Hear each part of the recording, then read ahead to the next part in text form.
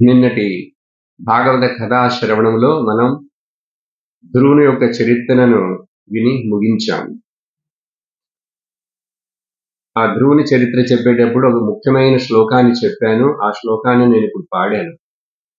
అది మీరందరూ నేర్చుకోమని చెప్పి రాయమని చెప్పాను. మీకు రాసుకున్నారో లేదో తెలియదు, నేర్చుకోండి తర్వాత. ఈరోజు మనం శ్రీమద్ భాగవత మహాపురాణంలో ఉన్నటువంటి ముఖ్యమైన ఒక కథ, భక్త ప్రహ్లాద చరిత్రాన్ని మనం వినబోతున్నాం. ఇంతో అంతో మీ అందరికీ ఈ ప్రహ్లాదుడి యొక్క కథ తెలుసు. కానీ మరలా వినుట చేత మనకి ఇంకా ఆ ప్రహ్లాదుడు లాంటి భక్తి కలుగుతుంది. ప్రహ్లాదుడి యొక్క గొప్పదనం ఇంత అంత అని చెప్పలేం. మీలాగే చాలా చిన్న వయస్సులో అమ్మ పొట్టలో ఉన్నప్పుడే ఈ భక్తి భాగవత ధర్మాలన్నీ నేర్చుకున్నాడు. శ్రీ పరీక్షిత్తు అమ్మ పొట్టలో ఉన్నప్పుడు భగవద్ సాక్షాత్కారం రూప దర్శనం ఏర్పడింది. కానీ ప్రహ్లాదుడికి అమ్మ యొక్క గర్భంలో ఉన్నప్పుడే భక్తి విషయములన్నీ, భాగవత ధర్మములన్నీ విన్నాడు. ఎవరి దగ్గర నుంచి విన్నాడు? అదే నారదుల వారి దగ్గర నుంచి విన్నాడు. నిన్న చూసాం, ధ్రువునికి కూడా నారదుల వారే గురువు, ఇక్కడ కూడా నారదుల వారే గురువు. ఎందుకంటే చెప్పాను కదా, ఆయన భగవంతుడికి మనకు మధ్యలో వంతెనలాగా ఉండి మనల్ని భగవంతుడి దగ్గరికి చేర్చుటకు ఇదిదా బాబు, ఇది నాయన మార్గం అని చెప్పి మనకు చూపిస్తాడు. ఆయన చక్కగా ఉపదేశం చేస్తారు. అటువంటి ఆ భక్త ప్రహ్లాద చరిత్రని మనం చూస్తున్నాం. ఒక శ్లోకం చెప్తారు పెద్దవాళ్ళు. భక్తులు యొక్క లిస్ట్ చాలా మంది ఉన్నారు. పొద్దున్నే తలుసుకోవలసినటువంటి, స్మరించదగినటువంటి భక్తుల పేర్లు చెప్పేటప్పుడు ప్రహ్లాద, నారద, పరాశర, పుండరీక, వ్యాసాంబరీష, శుక, శౌనక, భీష్మదాల్భ్యాం అని ఇంకా ఉంది. దీంతో చూశారంటే ఈ శ్లోకం ప్రారంభంలో ప్రహ్లాద పేరు వచ్చింది చూసారా, ఆ తర్వాత నారదుడి పేరు వచ్చింది. అదేంటంటే గురువు గారు అనేటువంటి నారదుడి పేరుని రెండులో పెట్టారు, ప్రహ్లాదుడి పేరుని మొదల్లో పెట్టారంటే గురువైన నారదుడు కూడా అన్నాడు, నా శిష్యుడు అంత గొప్పవాడైనాడు కాబట్టి అతడి పేరు లోకంలో ముందు ఉండటం, నేను వెనకుంటానని చెప్పి గురువుకి అంత సంతోషం. శిష్యుడు గనక ఉన్నతుడైనాడంటే బాగా. అందుకని ఆ శ్లోకంలో చూస్తే నారదుల వారి పేరు రెండో స్థానంలో ఉంది. ప్రహ్లాద, నారద. ప్రహ్లాద లాంటి మరొక ఉత్తమముడైనటువంటి భక్తుడు ఈ లోకంలో మరలా ఇప్పుడు కనిపించడు, ఇంకా రాబోయే కాలంలో కూడా అని చెప్పి నీ పేరు చరిత్రము ఈ ఆచంద్ర తారార్కములు ఉన్నంత వరకు లోకంలో వెలుగుతుంటుందని చెప్పి భగవంతుడు నరసింహస్వామి ఆశీర్వాదం చేయబోతాడు దర్శనమిచ్చినప్పుడు. అటువంటి స్థానాన్ని పొందాడు ఆ ప్రహ్లాదుడు. చాలా చిన్న పిల్లవాడు. కథ ప్రారంభించాలంటే మొదట ప్రహ్లాదుడు పుట్టడానికి ముందు ఏం జరిగిందనేది కొంచెం తెలియాలి. నారదుల వారు ఎప్పుడు ప్రహ్లాదుడు యొక్క అమ్మ అయినటువంటి కయాదు, ఈ కయాదు ఎవరు? ప్రహ్లాదుడు ఎవరు? హిరణ్యకశిపుని భార్య అండ్ హిరణ్యకశిపుని కుమారుడు ప్రహ్లాదుడు. హిరణ్యకశిపు యొక్క తమ్ముడు వచ్చి హిరణ్యాక్షుడు. అప్పుడు వరాహావతారం సమయంలో భగవాన్ విష్ణువు చేతిలోనే హిరణ్యాక్షుడు చనిపోయినాడు. ఇప్పుడు ఇక్కడ వీళ్ళిద్దరు జయ విజయులే ఇట్లా పుట్టారని చెప్పి కథ మీకు కూడా తెలుసు. ఇప్పుడు ఈ హిరణ్యాక్షుడు తన యొక్క తమ్ముడు చనిపోయిన తర్వాత చాలా కోపంతో ఉన్నాడు ఆ విష్ణువు మీద. అదే కాదు, నా తమ్ముడు మరణించాడు కదా, నేను మరణం లేకుండా చేసేందుకు ఏదైనా సాధనం ఉందా, దాన్ని నేను ప్రయత్నిస్తాను, నాకు ఎవ్వరి చేతిలో మరణం ఉండకూడదని తపస్సు చేయాలని చెప్పి నిర్ణయం చేసుకొని భార్యను, రాజ్యమును, మంత్రులు అక్కడ ఉన్నారు వాళ్ళకి రాజ్యాన్ని అప్పగించి భార్యతో చెప్పి ఇతడు పర్వతాలకు ఎక్కడో హిమాలయాలకు వెళ్ళిపోయి అక్కడ తపస్సు చేయటం మొదలుపెట్టాడు హిరణ్యకశిపు. ఈ హిరణ్యకశిపు అనే పేరు చూస్తేనే హిరణ్యం అంటే బంగారం, కశిపు అంటే మంచం, అంటే తను పడుకునేటువంటి మంచం కూడా బంగారంతో చేయబడినది. లేక అంటే డబ్బుల మీద, సొమ్ముల మీద, లోకము మీద, ఇంద్రియ సుఖముల మీద అసురుడు అంటే ఎవరైనా స్వామిని అమ్మగారు అర్థం చెప్పారు. అసుషు రమంతే ఇది అసురాహ అని చెప్పి, అంటే ఇంద్రియ భోగంలే వాళ్ళకి ముఖ్యం. దానికోసం అందరినీ నాశనం చేసేస్తారు, ఎవరినైనా ఏమైనా చేస్తారు, తను అనుకున్నది జరగాలి. తానే ఈ లోకంలో హిరణ్యకశిపుడు ఎట్లా అయినాడంటే, నేనే దేవుణ్ణి, మరొకడు దేవుడు అంటే ఎవరు లేరు అని చెప్పి మాట్లాడటం మొదలుపెట్టాడు. అటువంటి హిరణ్యకశిపు తపస్సుకు వెళ్ళిన తర్వాత ఇట్లాంటి వరాలు అడగాలంటే నారాయణ భగవానుడో విష్ణుడో శివుడో ఇవ్వరు ఇట్లాంటి వరాలు. ఎట్లాంటి వరాలు? నాకు సావే లేకుండా ఉండాలి, నేను మరణం లేకుండా అంటే వాళ్ళ దగ్గర చెల్లవు.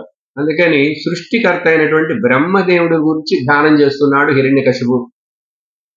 అలా అనేక సంవత్సరాలు తపస్సు చేస్తున్నాడు. శరీరంలో మాంసము కండరాలు అన్ని నశించిపోయినాయి. చివరికి ఒక అస్థిపంజర మాత్రమే మిగిలింది, కానీ ప్రాణం ఉంది దాంట్లో. అది కూడా పుట్టలతోటి చెట్లతోటి అట్లా మూసుకుపోయి ఆ వాల్మీకి లాగా అసలు శరీరమే ఎక్కడున్నది ఏమిటి లేదు. ఆ పుట్టలో కూడా శరీరం మాంసం ముద్ద లేదు, అస్థి పంజర మాత్రమే ఉంది. కానీ అది మంత్రం చెప్తున్నది, ఓం బ్రహ్మాయ నమః. బ్రహ్మదేవుని గురించి కదా ధ్యానం చేస్తున్నాడు. ఓం బ్రహ్మాయ నమః అని చెప్పి ఆ మంత్రం చెప్తూ చెప్తూ చెప్తూ చెప్తూ అనేక సంవత్సరాలు ఆ చివరికి శరీరం అట్లాంటి సమయంలో బ్రహ్మదేవుడు ఈ తపస్సుని గురించి విని తెలుసుకొని, ఇతడికి ఇంకా ఈ తపస్సుకి నేను ఏదైనా ఫలం ఇవ్వాలి, చాలా సంవత్సరాలుగా చేస్తున్నాడని చెప్పి బ్రహ్మదేవుడు తన యొక్క వాహనం మీద వచ్చి దిగాడు. కిందకి దిగరు దేవతలు వచ్చినా కూడా, అట్లా ఆకాశంలో భూమికి తగలకుండానే వాళ్ళు నిల్చుంటారు, కానీ భూమిని తాగరు వాళ్ళు. వాళ్ళ దృష్టిలో భూమి అనేటువంటిది కొంచెం తక్కువ లెవెల్ అని అర్థం. ఒప్పుకుంటారు భూమి మీదనే మోక్షం ప్రాప్తం అవుతుంది, భూమి మీదనే భక్తి బాగుంటుందని తెలిసినా కూడా నేనెట్లా నీ లెవెల్కి వస్తాను, మేము దేవతలం కదా అని చెప్పి అట్లా ఆకాశం నిలబడి మాట్లాడతారు వాళ్ళు. సరే, వాళ్ళ తత్వం అది. అప్పుడు బ్రహ్మదేవుడు వచ్చిన తర్వాత చూస్తే ఎక్కడా ఈ శరీరం కనపడలేదు, కానీ ఎక్కడి నుంచో ఈ మంత్రం మాత్రం వస్తూనే ఓం బ్రహ్మాయ నమః అని చెప్పి. అప్పుడు కనుక్కున్నాడు, ఈ చోట ఈ పుట్టలో అతడి యొక్క ప్రాణం సూక్ష్మ శరీరం ఉంది అని చెప్పి, అప్పుడు తన యొక్క కమండలంలో ఉన్నటువంటి నీళ్లను తీసుకొని అట్లా చల్లితే ఆ పుట్టంతా అక్కడ కనపడకుండా పోయి అంత, అప్పుడు అస్థిపంజరం కూడా కనపడుతున్నది. ఇప్పుడు దాని మీద కూడా మరలా నీళ్లు చల్లితే బ్రహ్మదేవుడు అప్పుడు దివ్యమైనటువంటి ఆ హిరణ్యకశిపుడు యొక్క శరీరంతో దగ దగ దగ దగ అని, హిరణ్య అంటేనే బంగారం అని చెప్పాను కదా, చాలా బలవంతుడు, చాలా శక్తివంతుడు, తేజస్వంతుడు, అలాగే కానీ అసురుడు. అప్పుడు ఇంకా శరీరం తర్వాత కళ్ళు తెరిచాడు. తెరవంగానే చాలా సంతోషించాడు, బ్రహ్మదేవుడికి నమస్కారం చేశాడు. ఎందుకు నువ్వు ఇంతకాలంగా ఇలా నా గురించి తపస్సు చేస్తున్నావు, నీకేం వరం కావాలి అన్ని సినిమాల్లో చూపిస్తుంటారు కదా, భక్తుడా నీ తపస్సుకు మెచ్చితిని, నీకేం వరం కావాలి నువ్వు కోరుకునుము అని అంటారు. ఇంకా ఆ వరం ఇచ్చి తీరాలి, ఇంతకాలం తపస్సు చేశాడు కదా. అప్పుడు హిరణ్యకశిపు అడుగుతున్నాడు, ఇదే ఛాన్స్ అని చెప్పి, నాకు ఎవరి చేతిలోనూ మరణం ఉండకూడదు అని అడిగేస్తే, నాకు అసలు మరణమే ఉండకూడదును అడిగితే సరిపోయేది. కానీ తనకి తానే 10 20 రకరకాలుగా అడిగి తానే చిక్కుకుపోయాడు. ఏమడిగాడు? నాకు మనుషుల చేత గాని, దేవతల చేత గాని, గంధర్వుల చేత గాని, కింపురుష కిన్నర వీళ్ళందరి చేతిలో గాని, మృగాల చేతిలో గాని, కీటకాల చేతిలో గాని, పక్షుల చేతిలో గాని, పాముల చేతిలో గాని, ఆయుధము చేయగాని, దేని చేయి కూడా బయట గాని, లోపల గాని, పైన గాని, కింద గాని నాకు ఎక్కడ మరణమే ఉండకూడదని చెప్పి ఇట్లా లిస్ట్ అడిగాడు.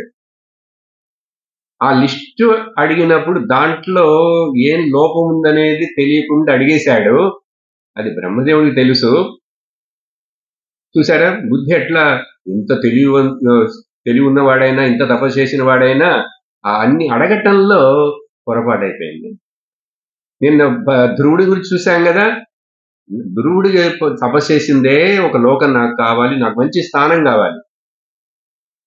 భగవంతుడు చూసిన తర్వాత అయినా, ఇన్ని రోజులు తపస్సు చేసిన తర్వాత అయినా భగవంతుడు వచ్చినప్పుడు నాకు నువ్వు తప్ప ఏం వద్దని అడిగి ఉంటే పని ముగించిపోయేది.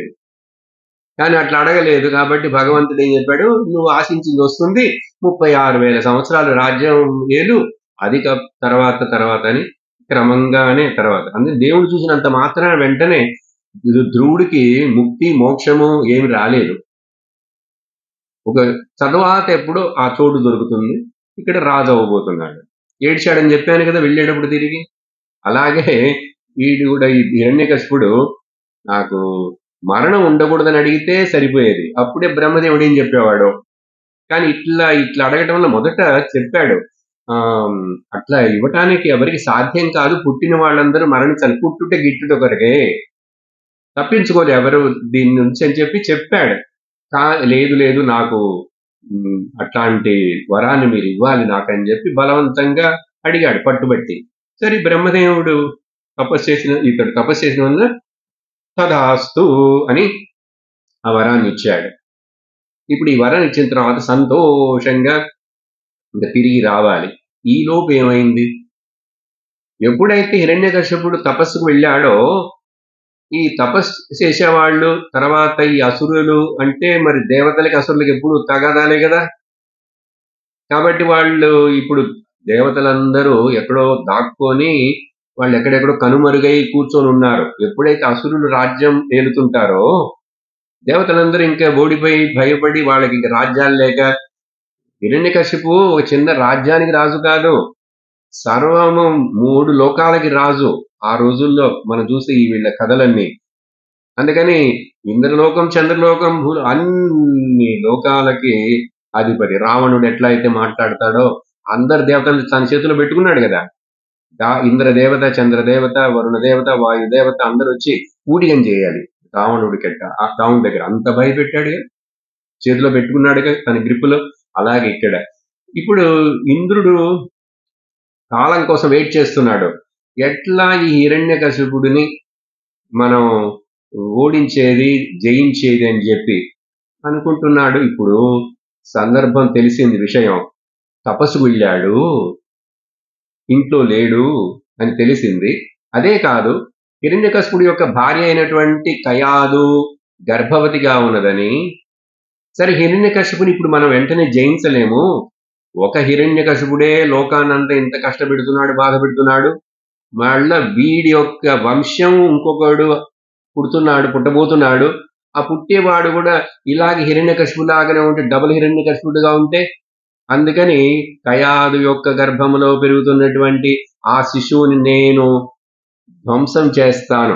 మొన్న అశ్వత్థామ అనుకున్నాడు కదా, అట్లా అనుకొని ఇంద్రుడు అక్కడికడగడనే వచ్చేసాడు, ఎక్కడి నుంచో దాక్కున్నవాడు వచ్చేసి ఆ కయాదుని ఒంటరిగా ఉన్నప్పుడు చేయి పట్టుకొని లాక్కొని వెళుతున్నాడు ఆకాశంలో. వాళ్ళు ఆకాశంలోగా పోతుంటారు, ఇప్పుడు లాక్కొని వెళ్ళిపోతున్నాడు, బలవంతంగా లాక్కెళ్తున్నాడు. గర్భిణీ స్త్రీ, పరస్త్రీ, అసురుల యొక్క భార్య అయినా కూడా అలా చేయకూడదు కదా నీతిమంతుడు. కానీ ఇప్పుడు ఇంక మరి తన రాజ్యానికి తన పాలనకు నష్టం వచ్చిందని ఇంద్రుడికి ఒకే భయం, ఇంకా వేరే మార్గం లేదు. అందుకని ఎట్లాస్ట్ వచ్చే జనరేషన్లో ఈ పుట్టబోయేవాడు ఇంకా మనల్ని కష్టపెడుతూనే ఉంటాడు, ముందు వాడిని నాశనం చేద్దామని తీసుకెళ్తుంటే నారదుల వారు చూశారు. చూసి నారదుల వారు వచ్చి, ఇంద్ర నిలు, ఆపు, ఏంటి, ఏం పని చేస్తున్నావు నువ్వు, ఆలోచించావు ఏమైనా? పరస్త్రీ, భర్త ఇంట్లో లేడని చెప్పి నువ్వు ఆవిడ ఇట్లా ఒంటరిగా బలత్కారంగా లాక్కెళ్ళచ్చా? ఇంకొకటి ఆవిడ గర్భవతిగా ఉన్నది కాబట్టి అది ఇంకా పాపం అని ఎప్పుడైతే నారదుల వారు వచ్చి చెప్పడం మొదలుపెట్టాడో ఇంద్రుడు ఆవిడ చెయ్యి వదిలేసి నిలబడిపోయాడు. ఎందుకంటే నారదుల వారంటే అన్ని లోకాలలో అందరికీ ఆయన మర్యాద పురుషుడు. హిరణ్యకశిపువు నమస్కరిస్తాడు, రండి రండి రండి అంటాడు. రావణుడు కూడా రండి రండి రండి మా రాజభవనానికి. అందుకని నారదుల వారు అందరితోటి మిత్రులుగా ఉంటారు, అందరికీ సలహాలు ఇస్తారు. ఈయన త్రిలోక సంచారి తిరుగుతుంటాడు కాబట్టి ఈయన ఇన్ఫర్మేషన్ బ్రాడ్కాస్టింగ్ సెంటర్ లాగా.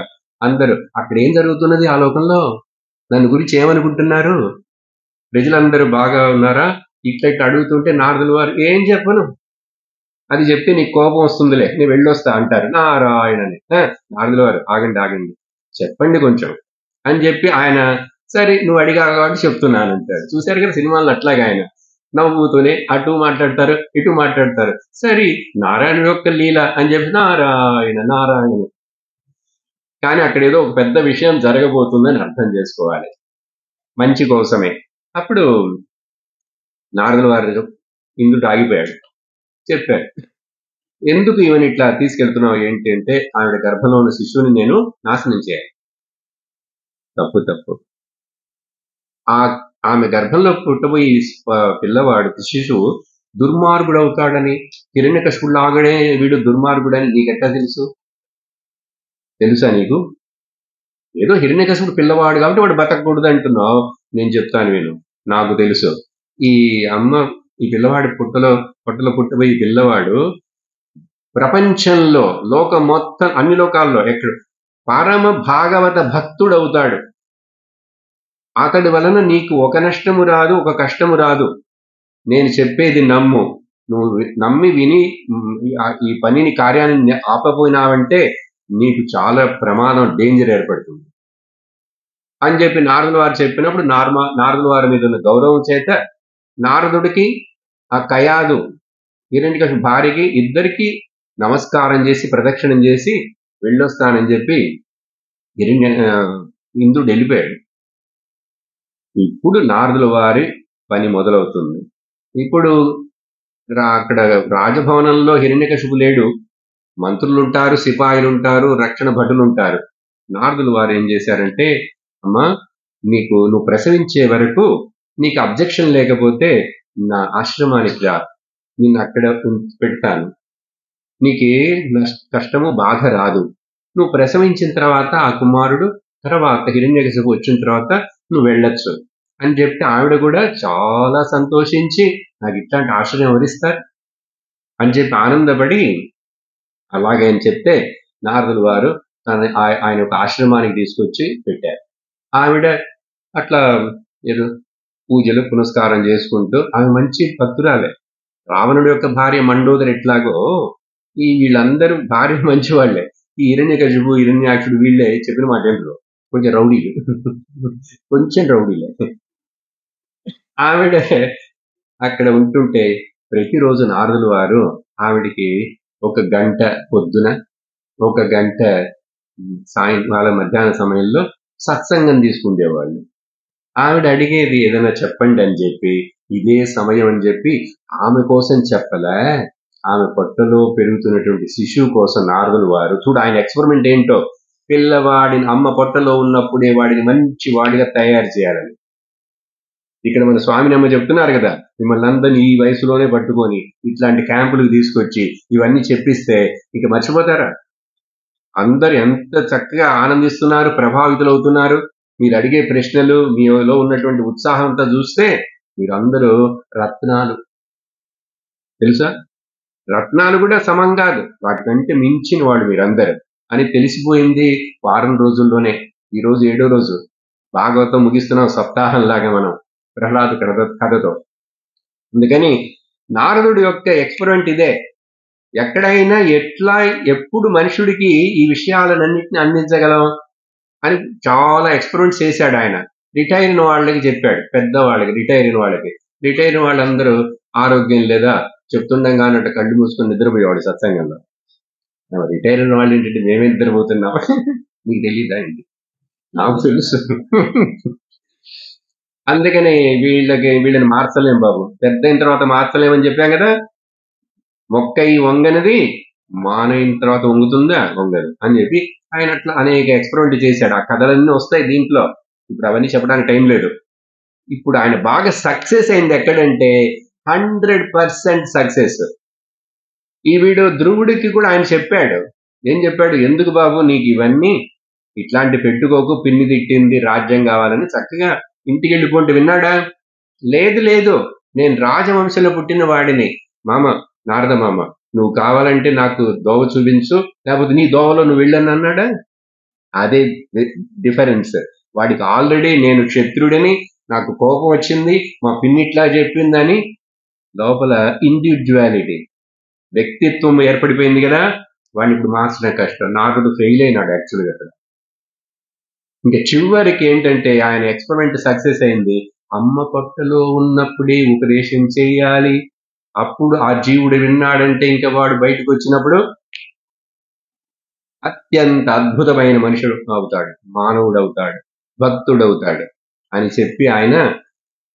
అందుకని మన శాస్త్రంలో మీరు వినుంటారు, చూసుంటారు, గర్భవతిగా ఉన్న స్త్రీలకి రామాయణం చెప్పాలి, వాళ్ళు భాగవతం వినాలి, వీణవాద్యాన్ని వినాలి, చెడు సినిమాలు అవన్నీ చూడకూడదు, నావెల్స్ అవన్నీ చదవకూడదు.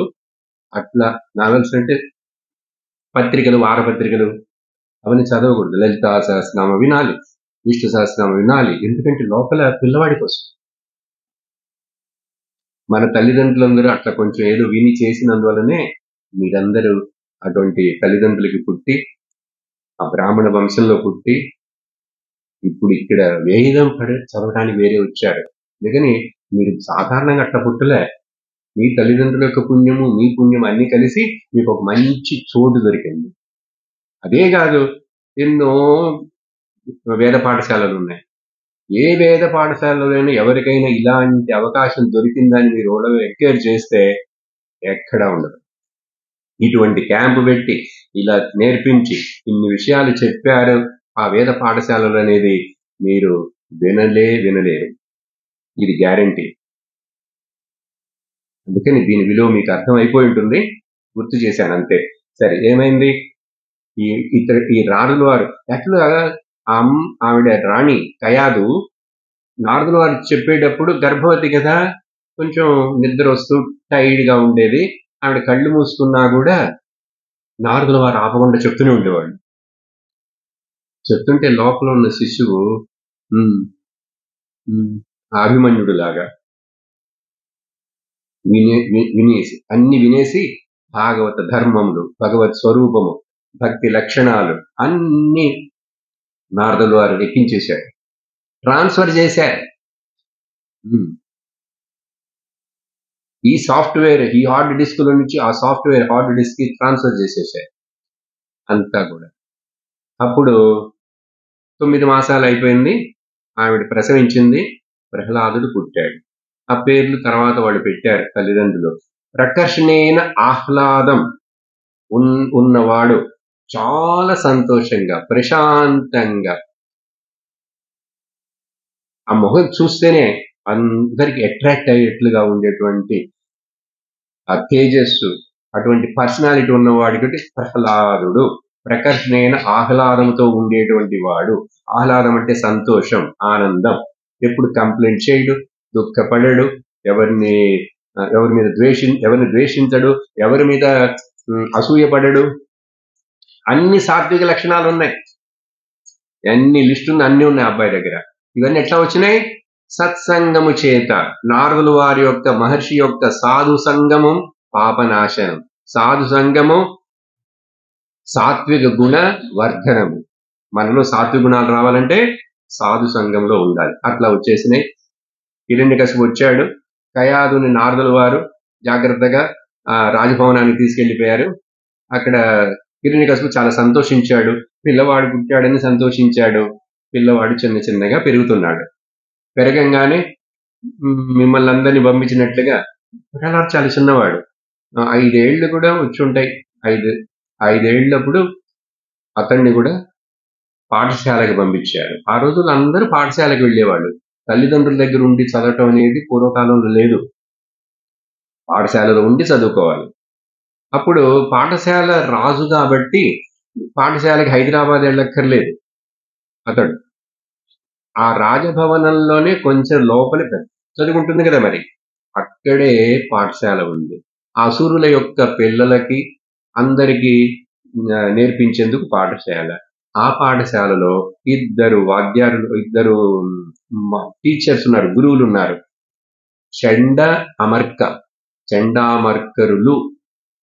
చండామర్కరులు ఇద్దరున్నారు. వాళ్ళిద్దరు శుక్రాచార్యుడి యొక్క కుమారులు. అసలు శుక్రాచార్యుడు అక్కడ ముఖ్యమైన గురువు, కానీ శుక్రాచార్యుడు ఈ రాబోయే ఫ్యూచర్ ని తెలుసుకొని ఇవన్నీ మరి తెలుసుకొని ఉంటాడు. ఆయన చాలా గొప్పవాడు శుక్రాచార్యుడు.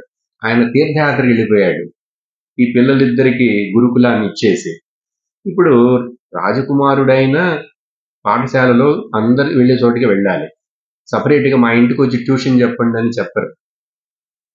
ఆ రోజు రాముడు కూడా పాఠశాలకు వెళ్ళాడు, శ్రీకృష్ణుడు కూడా సాందీపని పాఠశాలకు వెళ్ళాడు, సాందీపని ముని దగ్గర చదివాడు. అందుకని రాజు యొక్క పిల్లలైనా సరే, బ్రాహ్మణుల యొక్క అందరూ వచ్చేవాళ్ళు అక్కడ. ఆయన గురువు గారు వీళ్ళకేం చెప్పాలి వాళ్ళకేం చెప్పాలని చక్కగా బోధిస్తారు. అలా మన ప్రహ్లాదుని ఆ చెండామర్కులు అనే గురువులు ఉండే ఆ పాఠశాలకి చదువుకు పంపించారు. చదివాడు 1 సంవత్సరం, ఇప్పుడు 6 ఏళ్ళు అయి ఉండొచ్చు, 2 ఏళ్ళు. ఇప్పుడు మీరు కూడా అప్పుడప్పుడు సంవత్సరానికి ఎప్పుడు నాకు తెలీదు ఒకసారి ఆ 15 రోజులు లీవ్ ఇస్తే ఇంటికి వెళ్తారు కదా, అలాగే అక్కడ కూడా హాలిడేస్ ఇచ్చారు ఆ పాఠశాలలో. అప్పుడు ప్రహ్లాదుడిని ఇంటికి తీసుకొచ్చారు. హాలిడేస్ కదా, ఇంటికి వచ్చినప్పుడు మీ తల్లిదండ్రులు అడుగుతారు, ఈ సంవత్సరం ఈ కొత్తగా చేరితే కానీ ఏమేం చెప్పారు పాఠశాలలో, ఎంతవరకు వచ్చింది వేదం, ఎన్ని అధ్యాయాలు అయినాయి, ఏమైంది అడుగుతారు లేదా, బాగా జరుగుతున్నదా? అలాగే హిరణ్యకశిపుడు చాలా వాళ్ళమ్మ కయాదు వాడిని చక్కగా అలంకారం చేసి స్నానం చేయించి, కొంచెం రాజకుమారుడు కదా, అవన్నీ పెట్టి నాన్నగారి దగ్గరికి వెళ్ళి నమస్కారం చేయి అని చెప్పి పంపిస్తే అట్లా ఇంత పుడతాడు, చక్కగా చాలా చక్కటి బుగ్గలతోటి రౌండ్ ఫేస్, ఉంగరాల జుట్టు, అందంగా డ్రెస్ వేసుకొని అట్లా నాన్నగారు కూర్చున్న సింహాసనం దగ్గరికి అట్లా వచ్చి నాన్నగారు సాష్టాంగ నమస్కారం చేశాడు వినయంతో. హిరణ్యకశిపుడు చాలా సంతోషం, వాడిని ఎత్తుకొని చిరంజీవి భవాని అప్పుడే ఆశీర్వదించాడు. అంత శక్తివంతుడైన హిరణ్యకశిపుడు చిరంజీవి భవాని ఆశీర్వదించి ఎత్తుకొని మడిలో ఒళ్ళో కూర్చోబెట్టుకున్నాడు. చిన్నపిల్లవాడు కదా, ఒళ్ళో కూర్చోబెట్టుకొని, ఎలాగా ఎట్లా ఉన్నావు, అక్కడ గురుకులంలో కాన్వెంట్ అంటారు, ఈరోజు బాగా ఉందా చదువు, బాగా తింటున్నావా, అక్కడ పెట్టినవి ఎట్లా ఉంది, ఏమేం చదువుకున్నావు, ఏం చెప్పారు అక్కడ, నువ్వు నేర్చుకున్న దాంట్లో నీకు బాగా ఇష్టమైనది ఏంటని ఒకటి చెప్పు. ఈ చిన్న పిల్లలు స్కూళ్ళకి వెళ్తే, మామూలు స్కూళ్ళకి చిన్న వాడని ఇప్పుడు ప్రీ స్కూల్కి పంపిస్తారుగా, ప్రీ కేజీ పోతే వెళ్ళి వచ్చిన తర్వాత 2 రోజు 3 రోజు అది కొంచెం అక్కడ టీచర్ ముందు ఏం నేర్పుతారు, రైమ్స్ నేర్పుతారు కదా, పాటలు, ఇంగ్లీషు పాటలు.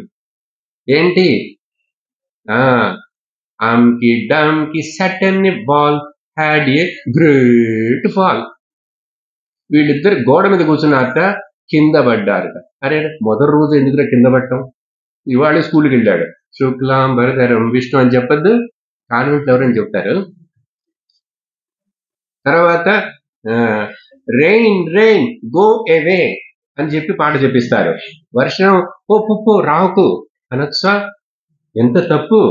వర్షం వస్తే ఆనందించి మనం సంతోషపడి ఆ వరుణ దేవత నమస్కారం పెట్టాల్సింది ఆ కాన్వెంట్లలో రెయిన్ రెయిన్ గో అవే.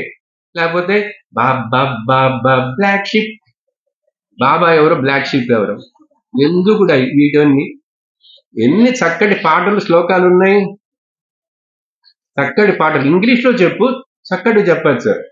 ఇక్కడ చూడండి, ఇంగ్లీష్ పాటలు చెప్పాలంటే కథలు చెప్పచ్చు, ఇంకా ఏం చెప్పచ్చు, come here my dear Krishna Kanhaiya, చెప్పండి, come here my dear Krishna Kanhaiya, मैंने तेरे लिए हृदय अंदर मंदिर बनाया, मैंने तेरे लिए हृदय अंदर मंदिर बनाया,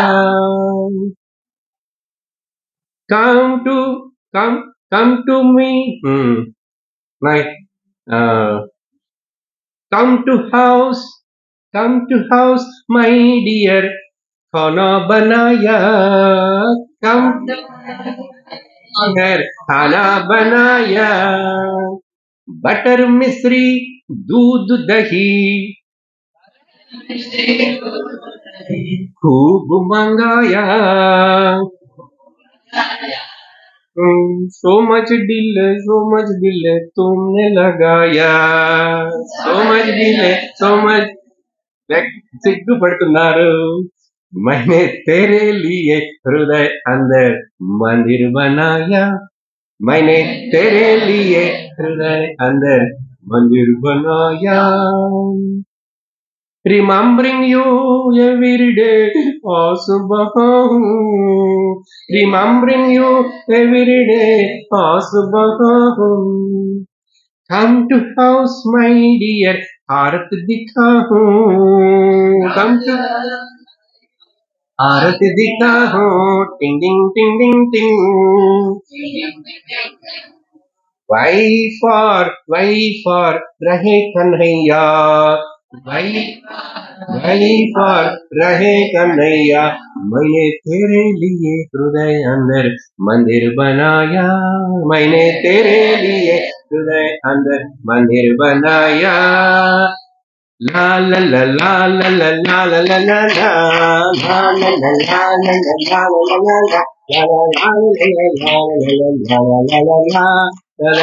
ला ला. मैंने तेरे लिए हृदय अंदर मंदिर बनाया. मैंने तेरे लिए हृदय अंदर మందిర్ బనాయా. ఇలాంటి పాటలు, ఇలాంటి కథలు ఇవన్నీ చెప్తే ఆ పిల్లవాడు రాత్రి కలలో కృష్ణుడినే చూస్తాడు. ఆ బ్లూ బాయ్ ఆఫ్ బృందావన్ చూస్తాడు. కృష్ణుడు ఎవరు? Blue boy of Brindavan. English లోనేగా కొంచెం చెప్పాను. ఇప్పుడు పాట బాగలేదా? మరి ఇట్లాంటి నేర్పచ్చు కదా. ఎందుకు ఇంత కథంత చెప్పాను? మొదట మీరు నిద్రపోకుండా ఉండాలని ఇక్కడ పాట పాడించారు. అందుకని ఇంగ్లీష్ చదివినంత మాత్రాన తప్పు కాదు, తెలుసుకోవాలి భాష. దాన్ని ఆ భాష అక్కడక్కడ ఉపయోగపడుతుంది. కానీ అంత మాత్రాన మనం ఇంగ్లీష్ వాడు అయిపోకూడదు. మన రక్తంలో ఇంగ్లీష్ సంస్కారం రాకూడదు. నా భాష, నా దేశం, నా తల్లి అవన్నీ గొప్పవి. మిగతావన్నీ అవకాశం ఉంటే నేర్చుకుంటాను, ఉపయోగిస్తాను అని చెప్పి. సరే, విషయం ఏంటి? ప్రహ్లాదుడు ఇంటికి వచ్చాడు. హిరణ్యకశిపుడు పిలిచాడు. చక్కగా ఆనందంగా, మా పిల్లవాడు బాగా చదువుకున్నాడు, గురుకులంలో రారా ఒళ్ళో కూర్చో. ఏం చదివావు? నీకేం నచ్చింది బాగా? ఏదైనా చెప్పు అందరిలాగని అడిగితే, నాన్నగారికి చాలా ఇంట్రెస్ట్ గా అడుగుతున్నారే, ఏం చదివా ఏంటని చెప్పి చెప్దాం అని చెప్పి, జాగ్రత్తగా వినండి. ముఖ్యమైన విషయం ఈ ప్రహ్లాద చరిత్రలో. నాన్నగారు మనిషికి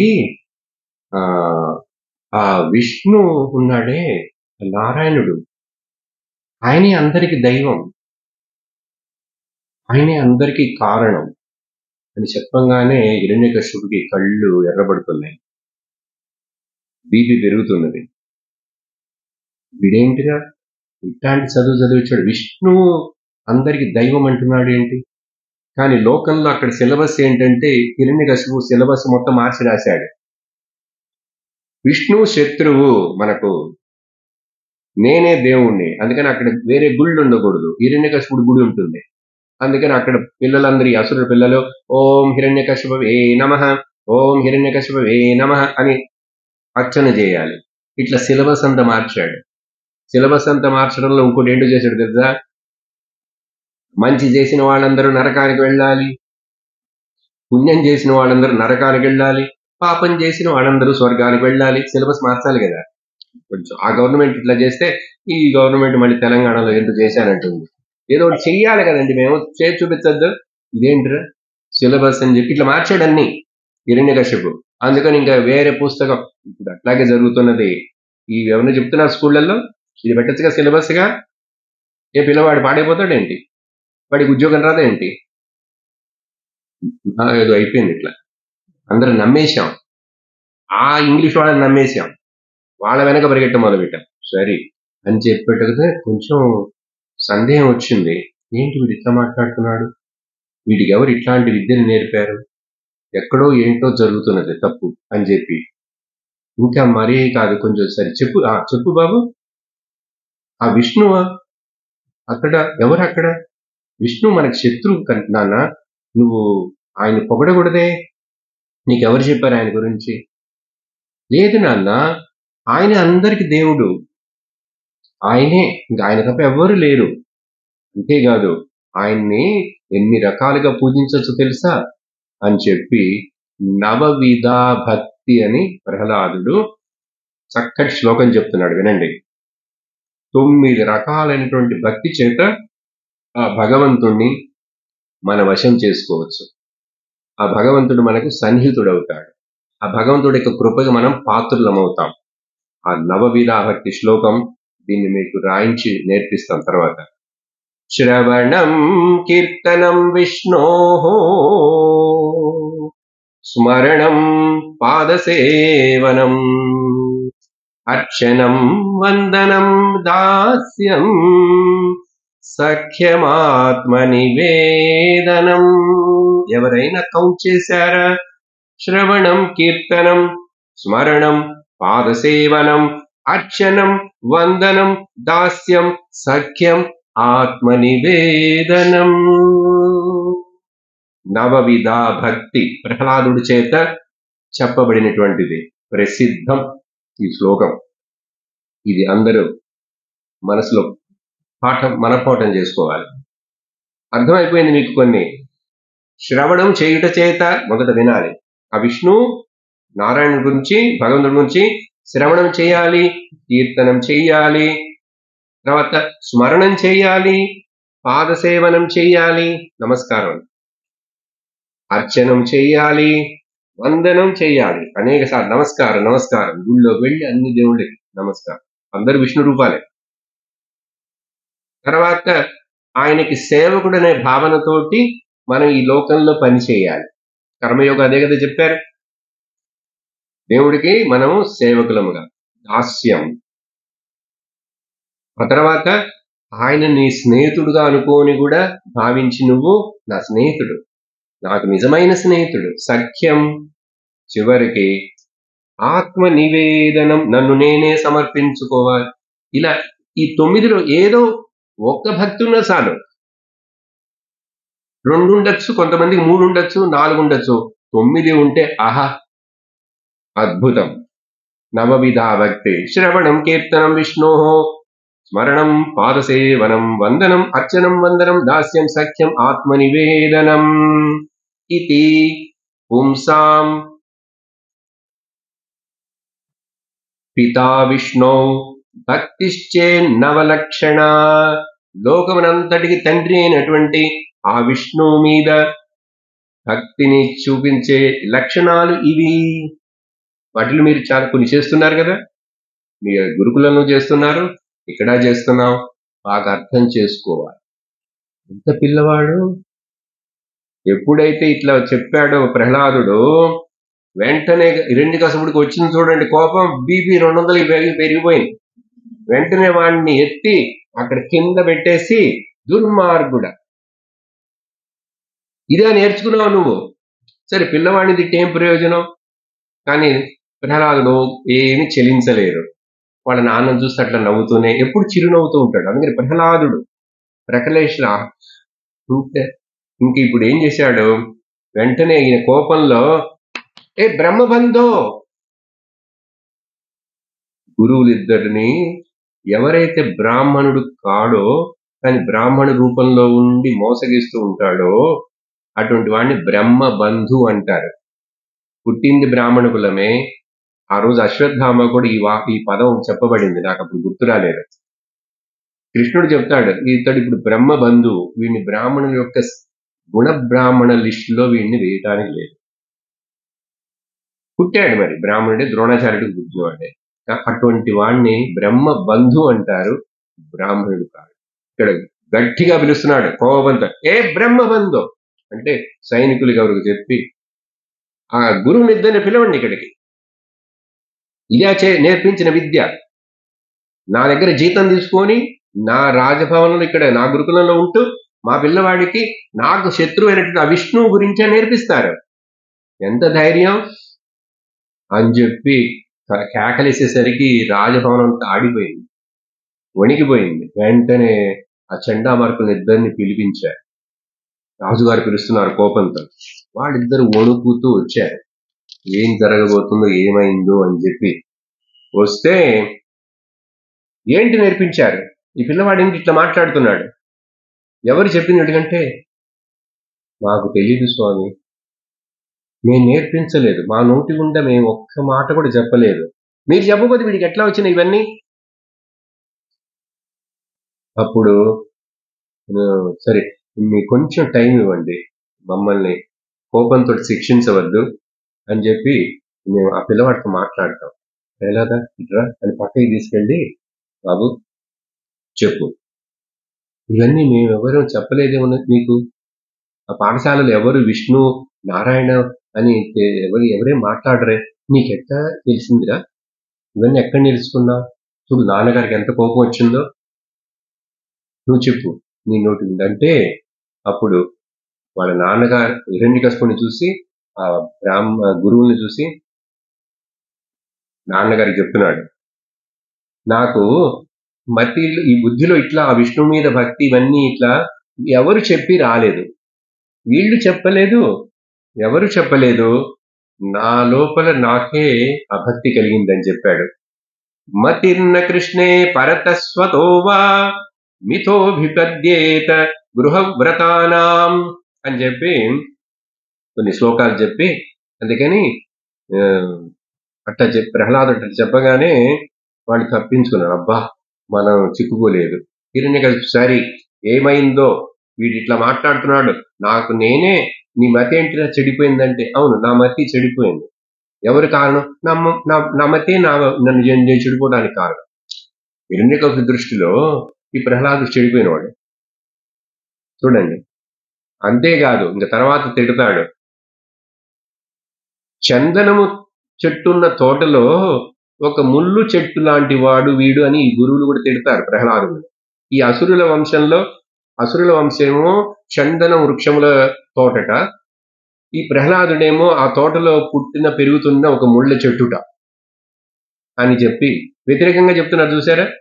ప్రహ్లాదుడు అసలు చందనం లాంటి వాడు, ఈ అసురులు ఈ లోక వాళ్ళ రాజ్యం అంతా ముళ్ళ చెట్టు లాంటివి.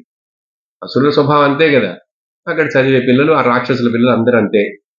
ఇట్లా చెప్పి సరే టైం ఇస్తున్నాను, వీడిని తీసుకెళ్ళండి, ఎట్లా మీరు మార్చుతారో ఏం చెప్తారో ఏం నేర్పిస్తారో నాకు తెలీదు, 3 నెలలు సమయం ఇస్తున్నాను, వాడికి అంతా చదువు మార్చి చెప్పేసి అసుర విద్య అంతా నేర్పించాలి.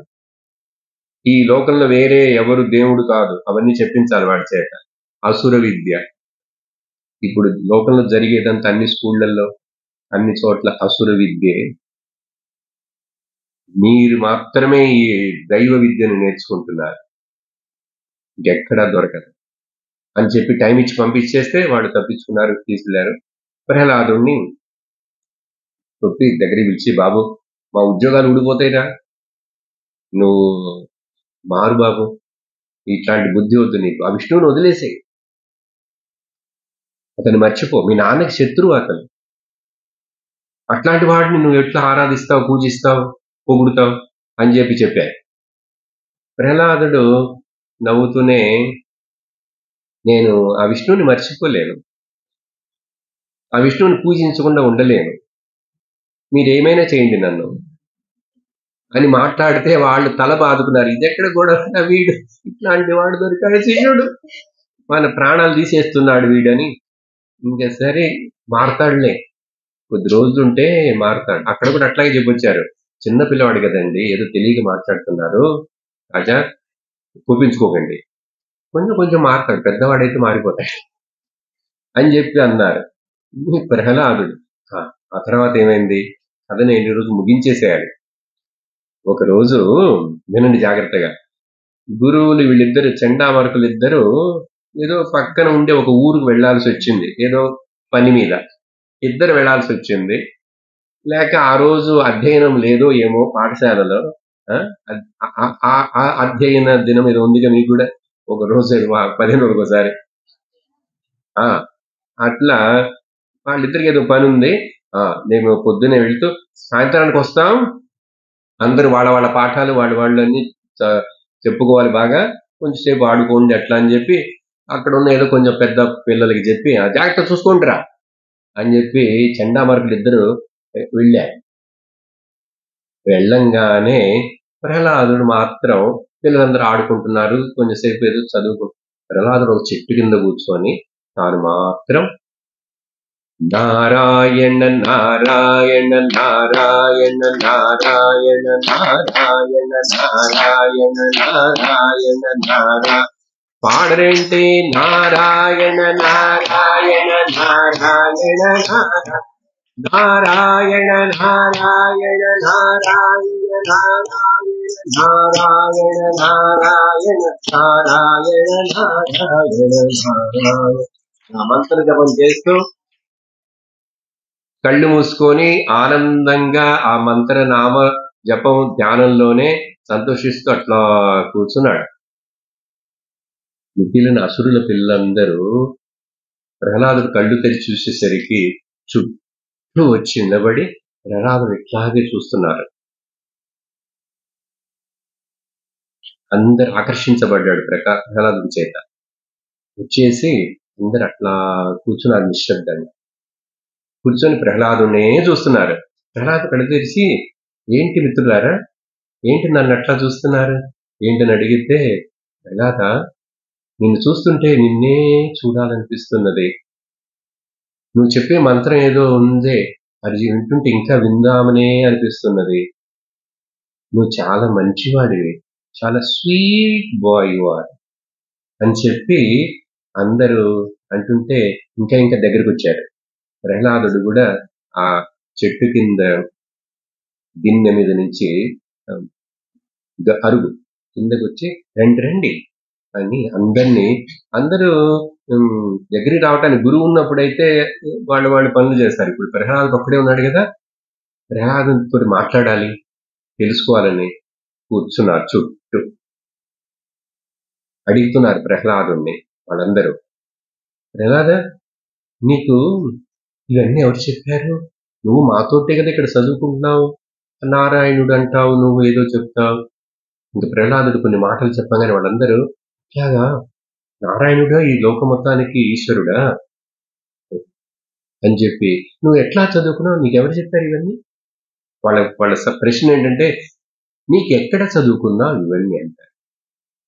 అప్పుడు అసలు యాక్చువల్గా నేను మొదలు చెప్పాను కదా, ప్రహ్లాదుడు ఆ పిల్లలకి చెప్తాడు, మా నాన్నగారు తపస్సుకి వెళ్ళినప్పుడు నీకు చెప్పేశాను కదా, అదంతా పిల్లలకి ఇప్పుడు చెప్తాడు యాక్చువల్గా.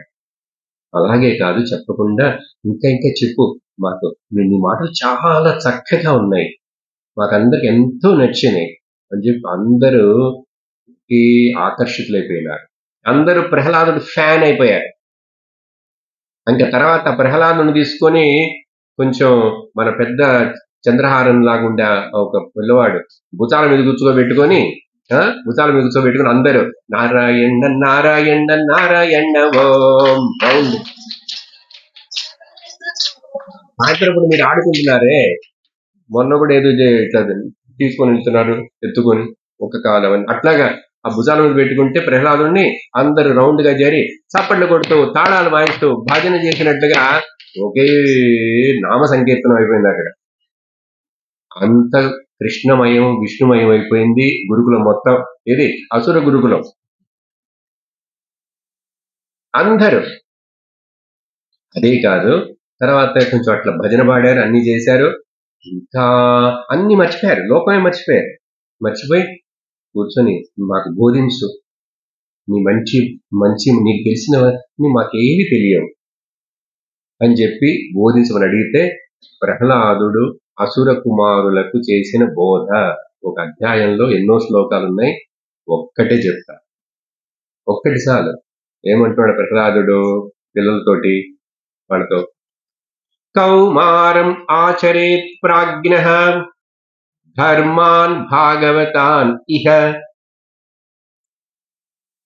ఏమంటే అర్థం, చిన్న వయసులో ఉన్నప్పుడే, అందుకని స్వామిని అమ్మ ఏదో చెప్తున్నారు, ఈ భాగవతం చెప్పే ఈ తాతగారు ఏంటో చెప్తున్నారు అనుకోకండి. ప్రహ్లాదుడు మీలాగే 6-7 సంవత్సరంలో ఉన్నవాడు, 7 ఏళ్ళు ఉండొచ్చేమో. ఏమంటున్నాడు, కౌమారం అంటే ఏంటో తెలుసా? శాఖలో సహజంగా బాలగణ తరుణగణ అని పిలుస్తాం. ఈ కౌమారం అనేది ఏంటంటే బాల కాదు, ఇదో ఈ 12, 11, 12, 10, 11, 12 ఏళ్ళు మనం శిశువు అంటాం, ఇక్కడ కౌమారం సంస్కృతంలో.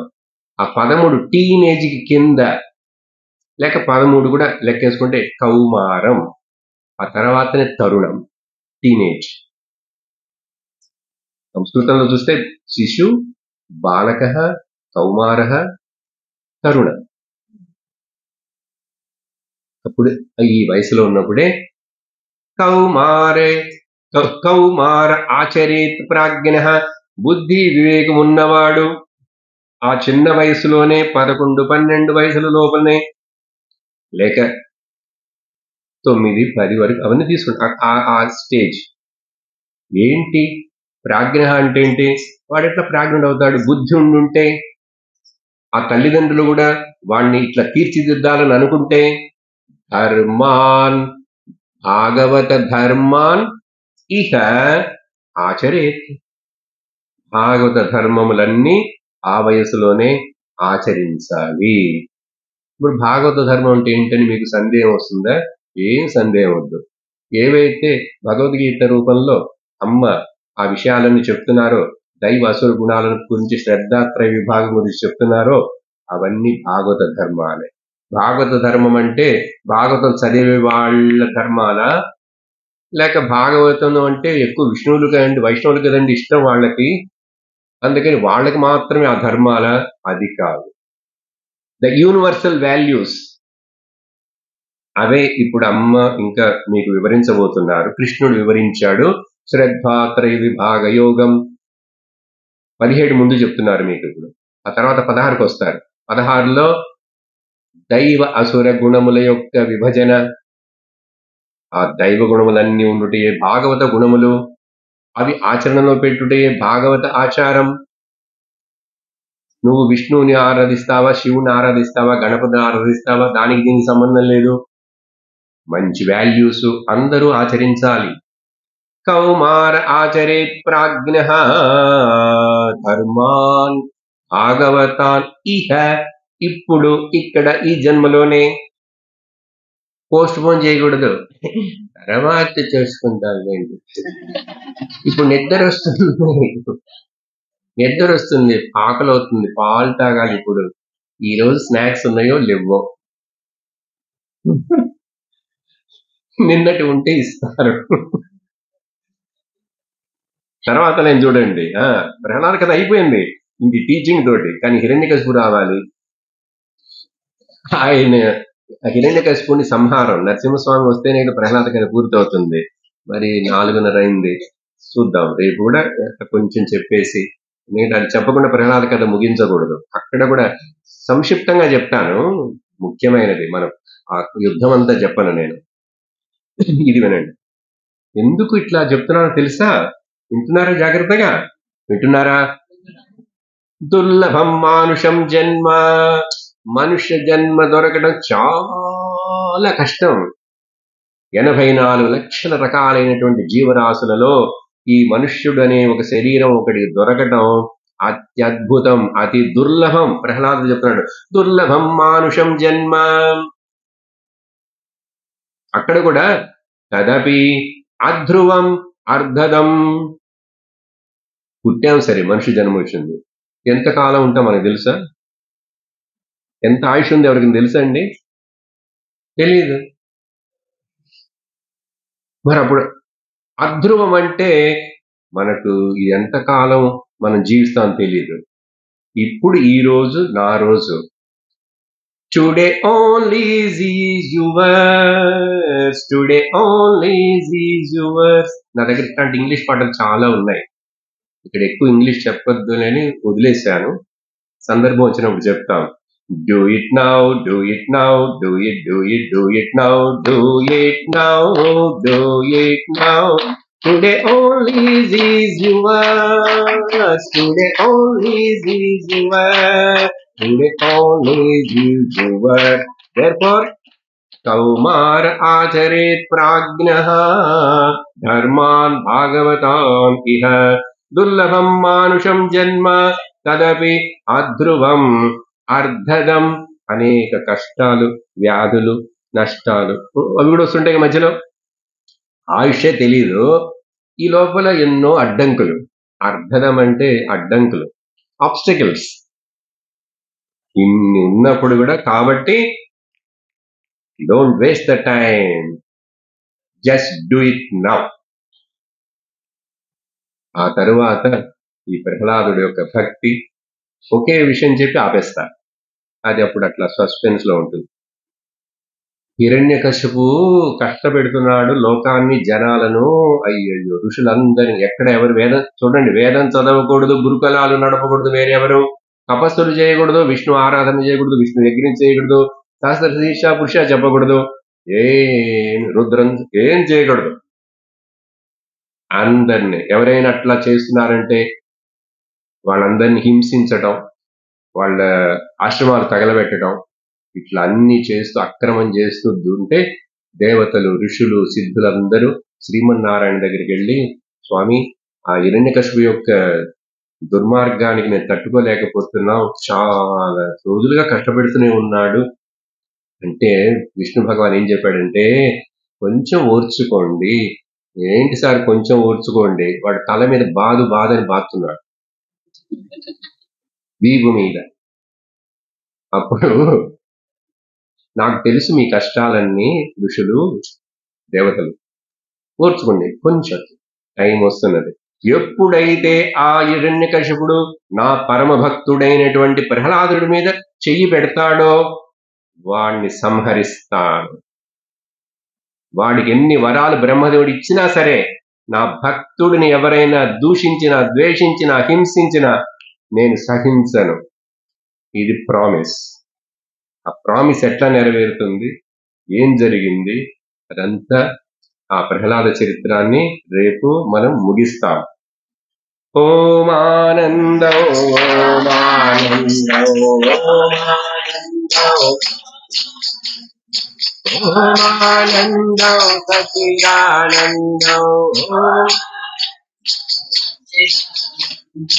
ఓం ఆనంద ఆత్మానంద ఓం ఆనంద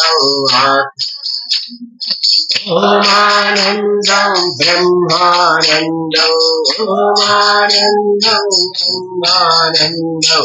ఓం నమ శివాయ, ఓం నమ శివాయ, ఓం నమ శివాయ, ఓం నమ శివాయ, ఓం నమ శివాయ, ఓం నమ శివాయ, ఓం నమ శివాయ, ఓం నమ శివాయ. సర్వత్ర గోవింద నామ సంకీర్తనం. ఓం లోకాః సమస్తాః సుఖినో భవంతు, లోకాః సమస్తాః సుఖినో భవంతు, లోకాః సమస్తాః సుఖినో భవంతు. ఓం శాంతి శాంతి శాంతి. హరి ఓం శ్రీ గురుభ్యో నమః. హరి ఓం. హరి ఓం తత్సత్.